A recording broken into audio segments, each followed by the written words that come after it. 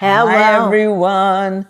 We We are are Don't Mess with the Mamas, MOMMAS, with our motto. You are the protagonist of your life, not the victim of your destiny. And I'm Carla. I'm Arlaana, and today we're doing our 49th episode called Uh, Grudge Grudge. Detox, the Grudge Detox. But before we do that, we're going to shout out to a couple of people who we're receiving mommas.podcast@gmail.com. Shout out to Mark of Columbus, Ohio, who loved the mirror world. He thought that was a hoot because he said his mother-in-law defined the mirror world of, blaming everybody else and not taking any responsibility and looking, seeing everybody else as the antagonist, and she herself was creating so much negativity. Who do you have? I have Philip from Wisconsin, and he enjoyed the podcast on the world without greed. He said it was very enlightening, and he thinks that people should really pay attention to some of the things we mentioned. Yeah, I think that was one of my favorite episodes, we can't think that things are impossible. Everything is possible as long as we're breathing and living and able to think and create. We can create something new. But take it away. So today, my questions were, what is a grudge? Why we shouldn't keep a grudge? And how do we change a grudge? So, Arlaana, you want to? Oh, no, go ahead. Oh, okay. So, one of the things that I found out is that it keeps you stagnant. You remunerate, keep thinking about what it is. It's like you have a wound, and it's a self-inflicted wound because you don't let go, and it's punitive, which means that you want to get back at the person. When I was coming up, it was like, we couldn't get back at you once. We had to get back at you twice and maybe three times. So that was punitive, okay? The other thing is that it has an effect on your physical and emotional health, can make you age, and you're always in a fight or flight type of condition. And you really don't need that. It really wears you down, and you can't enjoy people when you're like that. So No, and it doesn't mean that you should, just say, "Oh, I forgive you." Not in a superficial way, but if you're able to think about the other person and what they're going through. And I'll give you the example of our favorite Apple TV show, and this is a promo for Apple TV, the show Shrinking, which is brilliant. I mean, being a writer, I just love to hear how the writing is doing. They're just brilliant, and the actors are fabulous. And there's a story that one of these guys driving drunk killed the psychologist's wife and young daughter. And they were just so profoundly unhappy. Of course, losing your wife to a drunk driver and the mother of your young child, of course, profoundly sad and so angry that they wanted nothing to do with this guy, and they would love to see him destroyed entirely. And then after many, I don't know, time passing with TV, I don't know relative time, but after many months, let's say, the daughter, as she's grown up now, wanted to have a relationship with him, just to find out what's going on with him. And the father, even though he was a psychologist, was very against this. It was so angry, so angry. He couldn't let go of that anger, and it was destroying him, eating him up inside, as you just said. So when they finally met each other, and then the father was able to meet him as well, they realized that he was suffering even more. Oh, I don't know if you could weigh suffering, but he felt his life was ruined. He could never be happy because he destroyed a family. And they weren't thinking at all from his point of view. So he thought he had no right to ever be happy because he destroyed a family. Now, there are many people out there who, murderers who have no remorse whatsoever. But when you think of those individuals, would you like to be them? You know, whether they get away with the crime or not, to live as a psychopath or a sociopath and have that life, or being raised in a very abusive environment and they themselves become so abusive. How about having that life? So being able to see things from other people's point of view doesn't mean that you forgive them. Like in this, I mean, yes, you can forgive them, but it doesn't mean that, you know, you forget. You know, of course, you'll suffer with the difficulty, but being able to really, you know, have a dialogue and really see that other person as a human being, right? And in South Africa, after, you know, the fall of apartheid, there were many reconciliation dialogues, and that was very difficult for two people who were very, you know, two groups of people very, very negative toward each other, to come and dialogue, to be able to forgive, in the sense of you don't forget, but you do forgive, then you can move on with your life. Otherwise, you yourself become a prisoner. You yourself are suffering. Yeah. Daisaku Ikeda says that you can't ignore your feelings. Right. You know, you feel this, but that you have to move beyond that, and really maybe something's going on with that person, and you know, through that you can change that grudge holding. I remember having a grudge with somebody, and I just couldn't deal with them, and I went all the way into West Hell with myself.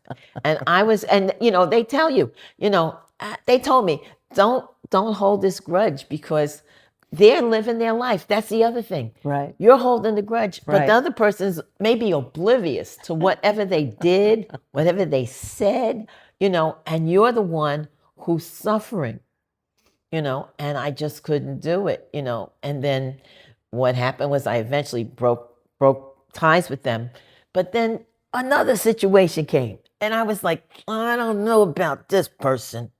You know, I'm going to push them over to that side, and I'll deal with this side over here, and so on and so forth. And what happened was that I got a chance to see them do their human revolution. You know, they changed something about some situation that they were in.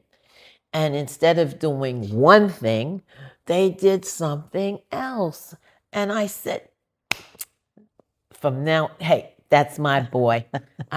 Hey, you're good with me. You're good with me because you were able to do that. So my grudge holding on, you know, that evaporated, you know, and I'm always happy to see them, and I'm trying to make a closer connection. So you felt so much better. Oh yes, definitely, Oh my gosh, yeah. definitely. It's like, you know, this weight, you know. I share an experience of this woman who deeply respect, and her father left the family, and many of us have experiences like that. And Zoe, no, that's our dog. She's trying to get on the photographer's lap. Come over here. Come over here. So he left the family, her and her sister, and the mother, after so many, you know, years of having such a hard time raising these two young girls, ended up committing suicide. So both these girls were so angry at the father and blaming him and holding on to so much resentment. And then after so many years passed, also Daisaku Ikeda encouraged her that, you know, your father must be worried about you. And at that moment, all that resentment left her, because she never looked at what he's going through. The fact that he was a deadbeat dad, you know, I mean, most often deadbeat dads are not living their greatest life, you know, because they realize inside, you know, I was incapable of taking care of my daughters. I couldn't raise my daughters. And even if they're not aware, because they have that cause in their life, not really taking care, there's no way that they have the cause to really live a wonderfully happy life. Maybe on the surface, but inside they're suffering. And what's happened is that she was determined that she was going to reconcile with her dad. And shortly before she was about to do that, he passed away. But because we explained that life is eternal, even through his death, she was able to kind of reach out, in a way that, she felt I can move on now. And she herself felt so much better. So, and sometimes we don't even know what we're holding on to. Sometimes we just push it down, we repress ourselves, and that's where all that therapy comes in, all those dollars for therapy. But, but being able to get rid of it, is so important. And somebody said something to me that was so simple, and it's one of our members in our, our SGI. And she said, if people could do it differently, they would. Most people don't want to think of whatever inappropriate word you want to use, but most people don't want to be like that, but they can't see themselves. They can't perceive how other people see them. So they're just living in a kind of way that just is so hideous, and being able to see them again as other human beings and not hold on to that, because they have to live with their lives. They have to live with the causes that they make. So, for better health, better sleep, better everything, not to hold on to that. The grudge. Yeah. And then just two quick other examples that I saw this show on 60 Minutes. My son always complains that I like TV too much, but I do a lot of reading too. Anyway, but there were these this terrorist group, right, in Colombia, South America, called FARC, and they were child terrorists. They were very young, and after they no longer needed to be terrorists, they became these bird watchers and bird protectors. And, to think of these guys carrying guns and now they're taking care of birds, the limitless capacity of a person to change. And now their lives are so much freer. And in a way, it's very metaphorical because the guns kept them as prisoners. Yeah. And now the birds are kind of allowing their lives to They can fly. To be free, and soar. And soar, and to be happy for the first time in their lives, first time. Yeah, so go ahead. I was just thinking about my mother, I always thought that my mother loved my brothers much more than me, and I was like second-class citizen in the house. And when she was very ill and she was passing away, she said thank you. Oh, wow. And just her simple thank you. Right. Changed how I felt. And no matter what our past had been, it was like that cleared it out. That cleared it out. I couldn't hold a grudge, couldn't really stay with that thing, because I came to some understanding. Mothers love their sons and fathers are supposed to love their daughters. If I had had a father, I would have had that love.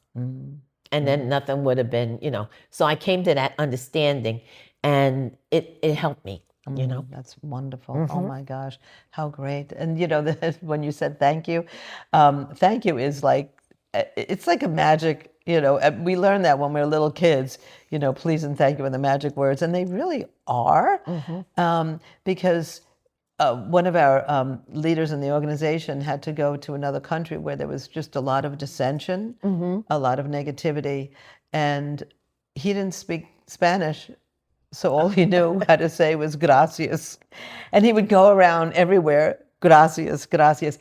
But somehow, because he did that, it's like it broke that negativity, because when somebody's appreciative, showing so much appreciation, you kind of like, really? Do I really need to hold on to this? Do I need to? Are they really my enemy? Not at all.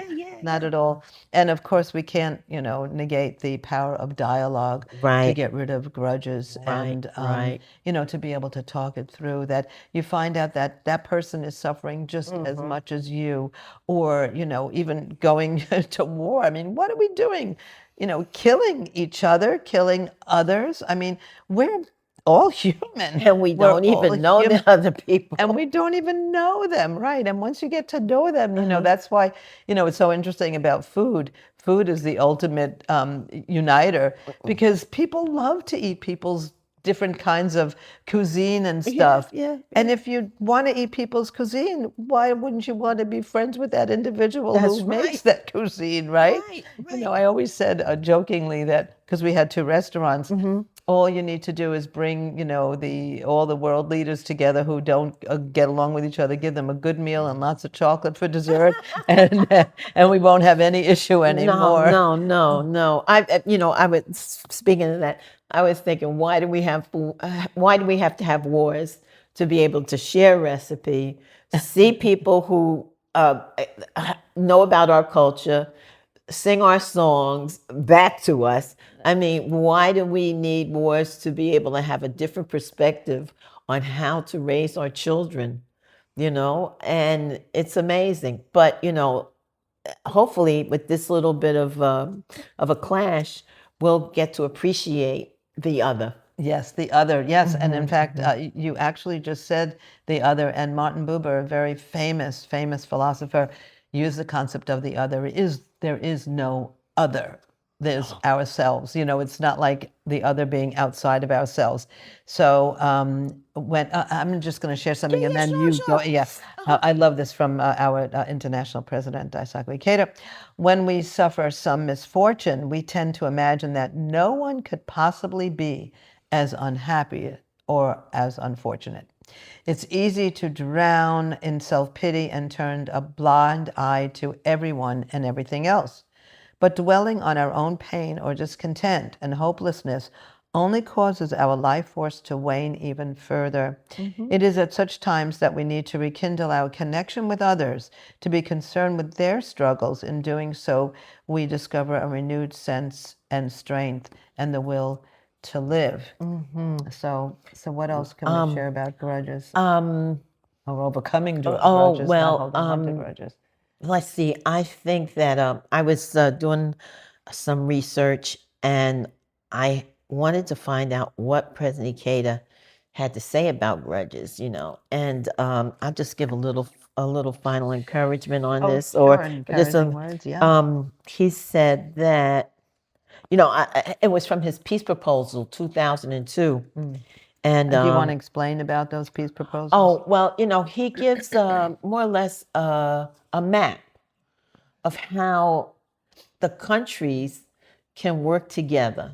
He proposes certain ideas on health, education, culture, what goes on in the UN as far as, veto power. It talks about nuclear disarmament, feeding people, medical care, all these things that are connected to human rights. Right. So his piece, and he's written one every year up until I think the time of his death. Right. And I was very impressed with what he was talking about. But the thing that I wanted to give as just some encouragement, and if you want to give some more. Oh, no, please go ahead. He said that one thing is certain: reprisal invites reprisal. So if we're holding a grudge, you feel this in your heart, but maybe you're going to take a physical action. You don't need to be doing that. Any act of vengeance will inevitably provoke a response and a cycle, and the cycle will continue without end. This is the lesson rooted in the depths of human nature, which has been learned at the cost of untold suffering and bloodshed. He says, crucial to the process is an awareness of the existence of others, to have what might be called an internalized other. It is only through intense spiritual interaction that humans grow and mature. An inner spiritual dialogue is a necessary prerequisite for any attempt at external dialogue. And then lastly, without dialogue, humans are fated to walk in the darkness of their own dogmatic and self-righteousness.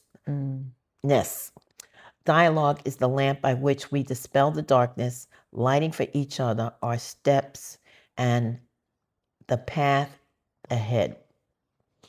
So I just want to. And dialogue, we always go back to that same, dialogue, right? You can't say enough about dialogue. And we certainly don't have a problem with talking. No. So, and one quick little thing, it was a personal thing. I was at this function, and this kind of distant cousin, always negative toward me, and I didn't know why. I said, did most people like me for the most part? And then I found out that she had been holding a grudge against me because apparently years and years ago, I never really praised her when she was going to school, like especially art school.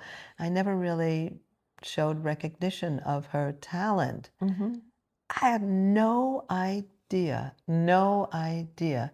Now, does she love me? Love me today? No, probably not. But the fact that she was able to share that and I was able to understand, I would not even have, in my wildest dreams, have thought of that. So, and I know you listeners and viewers out there, you have experiences like that as well. It's so, we're just human, and we don't know how we're, impacting other human beings, whether on a family level, whether on a community level, our neighbors, we don't know. So without dialogue, it's so easy to hold on to that negativity, and that negativity destroys us. It really does. So if you want to lead a healthy life, don't, worry about taking all these vitamins that are going to help you. Take the vitamin of getting rid of grudges. That's the ultimate vitamin. Then you'll feel, and drink plenty of water, as our Yes, son of always course. tells us. But yeah, that's how you overcome grudges. So with that, I guess we'll be saying. So long for now. For This now. is our 49th episode. Next time is our 50th episode. Yahoo, Yahoo. Okay, so we are Don't Mess with the Mamas, MOMMAS. And You are the protagonist of your life, not the victim of your destiny. You can find us on all platforms. You could see us if you want to. You could listen to us, and you could write to us, mamas, MOMMAS podcast at gmail.com. They can even find us on Blue Sky. Oh, we're on Blue Sky now too. I put us on Blue Sky. All right, and then I put us on Substack too. I think I did. Okay. And then I think we're on Reddit, but under a different name. I have no idea what we're doing, but anyway, that's okay. But we always come up with something. We always come up with something, yeah. So thank you so much. Bye for now. Get rid of your grudges. Really have dialogue and lead happy, wonderful, significant lives. Think about what the other person is going through. Yeah, we're all going through something. Okay, bye for now. Bye.